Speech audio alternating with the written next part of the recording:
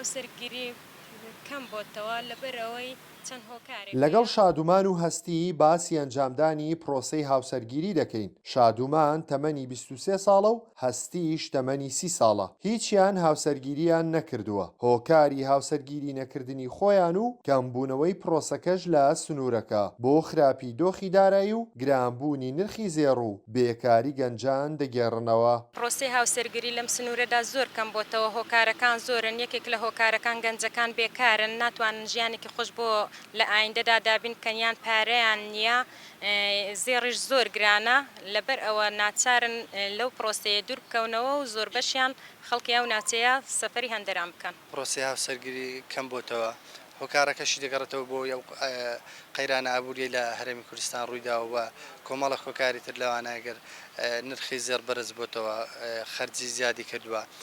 لە ئێستادا گەنج ناتوانێت بڵین بژێوی ژیانی خۆی دابین کە چیزە بگاتەوە ئەگەر بێت و پرۆسی هاوسەرگیری پێک بێنێ. لە 2014 مسخاڵێک ئاڵتون بە 220,000 بووە. ئەگەر پرۆسەیەکی هاوسەرگیری پێویستی بە 20 مسخاڵ بوو بێ بە 4,400,000. ڕێباز عەبدوڵڵا زێڕنگرێکی قەڵاتزەیە. دەڵێت لە ساڵی 2014ەوە نرخی هەر مسقالێک زێر نزیکەی 500,000 دینار چۆتە سەر. گەنجان توانای کڕینی زێڕیان نییە. گرانی نرخی زێر بە یەکێک لە هۆکارەکانی کەمبوونەوەی هاوسەرگیری دەزانێت. کە بەراوردی کەی 2014 ڕێژەی هاوسەرگیری بە بەراورد لەگەڵ ئێستا زۆر فەرقی هەبوو.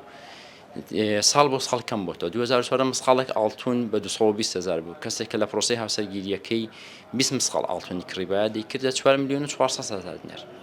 ئەمڕۆ ئەگەر عینەن 20 مسقال بکڕی، مسقالێک زێر بە 700 بە 720,000 بە حەق دەستەوە دەکاتە 14,400,000. بەراوردی لە 2014 بۆ 2025 10 میلیۆن دینار چۆتە سەر عینەن بڕە ئاڵتون.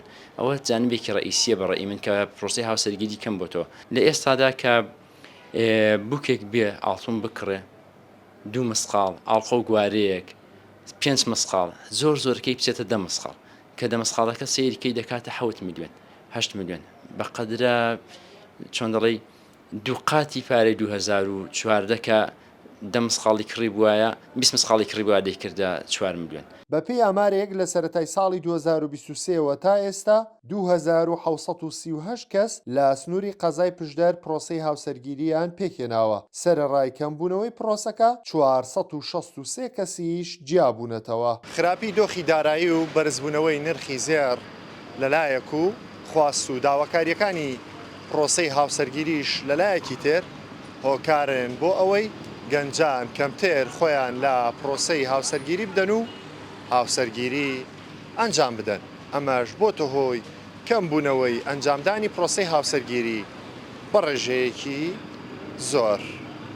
خالید ئەحمەد، کورسات نیوز، قەڵازێ.